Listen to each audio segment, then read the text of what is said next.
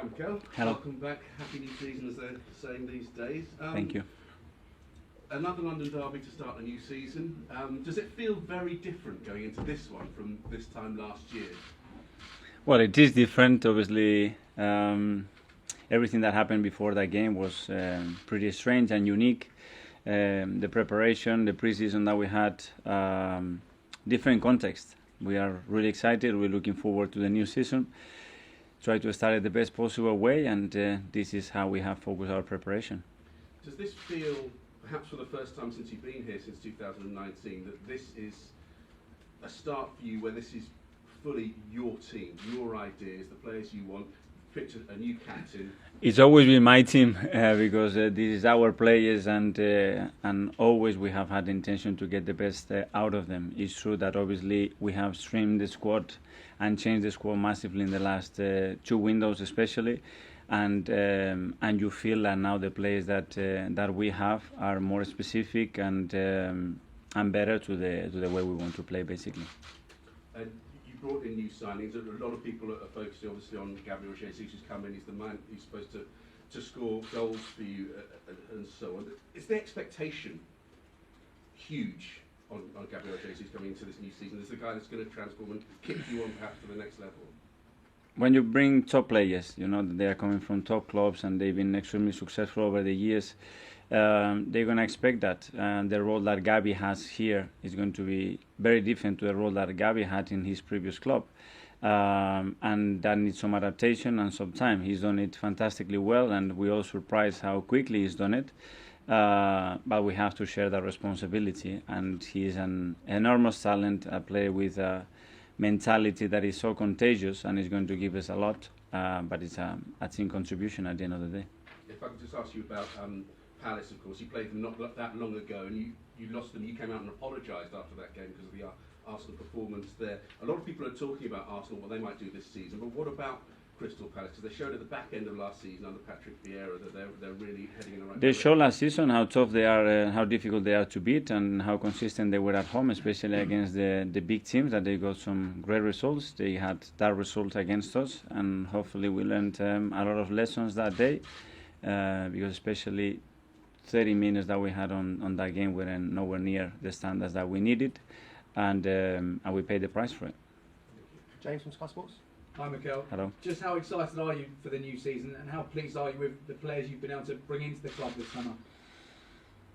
I think we are all enthusiastic. We had the pre-season that we wanted. It was well organized. We had good results, good performances, good preparation, but now the ball starts to roll tomorrow evening in a completely different context and against a Premier League team, and we know what to expect there. But it's true. We are with this level of energy and ambition to have a successful season, and we have to show down on the pitch tomorrow night. I imagine all your focus now is on Crystal Palace, but are you expecting there to be any more players coming in and departures as well from the club? We are really active, as you can see, with coming ins and outs. Everything is still open, it's still a long window. It's a lot happened. It's incredible how many business the club have already done across the Premier League, and shows how competitive this is, and it's not going to stop that. Players are going to have the needs to leave, some others to move, and everything is open still. The first 3 episodes of the All or Nothing documentary is out today. There's been a lot of talk in the build-up with some of the trailers that have been released this week. Has that been a distraction at all? No, well, the distraction or the attraction was last year having them here every single day. But at the end, we try to work together, try to make sure that that whatever is produced is the reality of how this football club is run, the passion of its people, the aims and responsibility that we all have to make it work, and how much we care and love the club, and how much enjoyment we want to bring to our people. Do you have a quick update on an injury front? Smith Rowe, Tierney, Tomiyasu, and when do you think we'll see Vieira in action? Well, 3 out of 4 of those probably they're going to be trained this afternoon, and if everything was well, they will be available for selection in the squad. So hopefully we're going to start to recover, because they've been missing a lot of minutes and time in pre-season and are really important players for us. And finally for me, Mikel, Premier League captains, they've decided to reduce how often they're going to be taking the knee this season. What do you make of the decision to no longer make it a routine? But hopefully it's equally productive, and we still send a very important message. As a club, we want to obviously express that equality is a massive thing for us, that everybody is welcome in our football club, in our industry, hopefully, and we need to maintain to be strong on that message. Ian from Talksport. Hi Mikel, how are you? Good, thank you. Good to see you again. A lot of expectations on Arsenal this season. I've got a lot of friends, but I've got friends who are Arsenal fans who are telling me they're definitely going to finish top 4. It's great that people are excited, but I think there is a big excitement across the Premier League because a lot of clubs have done a lot of businesses. They are getting stronger and stronger, and the competition is really big. We focus on what we can do, what we want to do, and we want to be at the top of that table.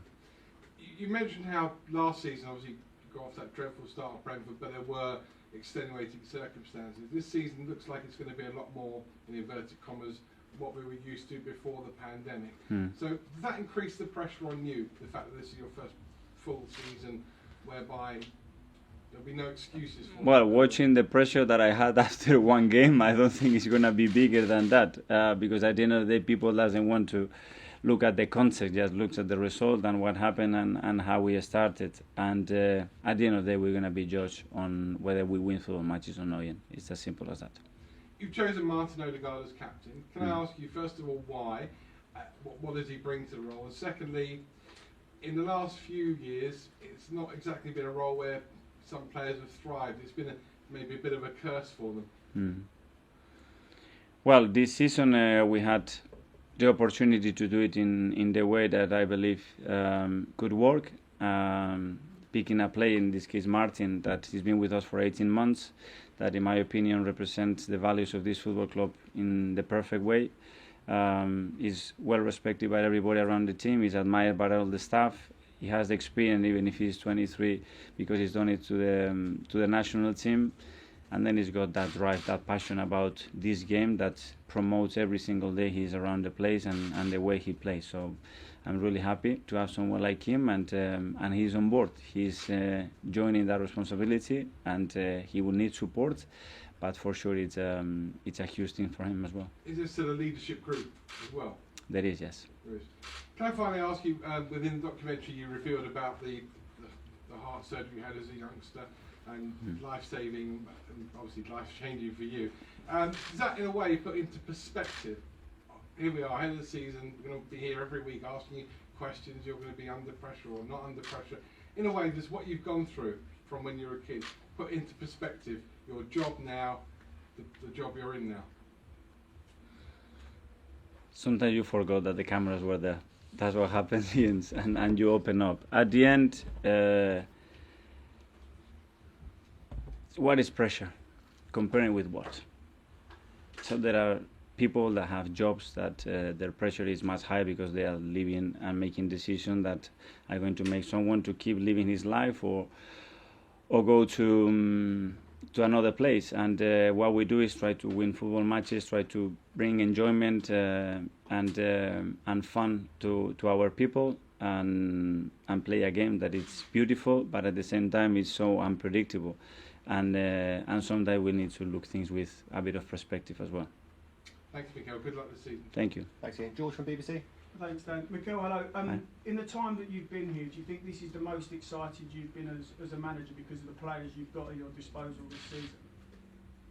You try every day to be more excited and love more your players and feel more privileged of where you are. The more things that you do that are more related with the way you feel, and you feel and you share that feeling with the club like we do, I think then becomes a common thing that at the end is not about me, it's about how we all feel about what we are doing, that we all feel integral part of it, especially our supporters. And if we do that, then I always said that this becomes very, very powerful. When you rang up Pep Guardiola and said you want Gabriel Jesus, and then you rang him back and said you want Zinchenko, what did he say? It wasn't exactly like that. I cannot tell you how it was. What I can tell you is that this works both ways, and both parties have to be happy to do that. And we discussed. Especially, he was telling me that two phenomenal people that he's losing or giving away. I know them. I know how privileged we are to have them, and I'm really happy. That's all I can say. I imagine you need to get some players out. Can you just give us what happened with Bernd Leno letting him go and what's going to happen with Hector Bellerin, please? Well, with Ben at the end, it was just a professional relationship that it was difficult to sustain, obviously, because he's a player that in the last 11 years always has started games, that he's so used to it. He's an international player. But then I spoke to him last night. It's a man that he will be remembered here. It's a privilege. It's been a privilege to work with him. But in football, you have to make decisions and try to get the best out of your players, to play the way you want to play. And Ben has found a move that he's really happy with, his family happy with, and we all at the club wish him all the best. And just the last one, have you set a target of 0 red cards for your players this season after what happened last year? I told you last time it's better not to talk about it, and the less we talked about it, I think the better it comes, so hopefully we can achieve that. Thank you. Thanks, George. Finally, in the broadcast section, James from ESPN. Hi, Mikel. Just to clarify on the team news, Tomiyasu, Tierney, Smith Rowe and Vieira, you said 3 of those 4 are training. Who's the player who isn't? Good question. You will find out tomorrow. Just on 2 of them, on Tierney and Tomiyasu, they've had persistent injury problems last season. Do you have any concerns about their long-term fitness? Do you think that they're going to have problems they're going to have to manage going forward? Hopefully no, and the reason why they got those persistent injuries are for different reasons, probably because the squad as well didn't enable them to recover and don't play them when it was necessary, when it was too tight, or when they didn't fully recover, and sometimes we have to rush them. It was a combination of it. What I can tell you, those 2 players are so pushy and willing to contribute with the team, and this is what we've done. And we know that with those 2 fit and performing at their best, we are much stronger as a team.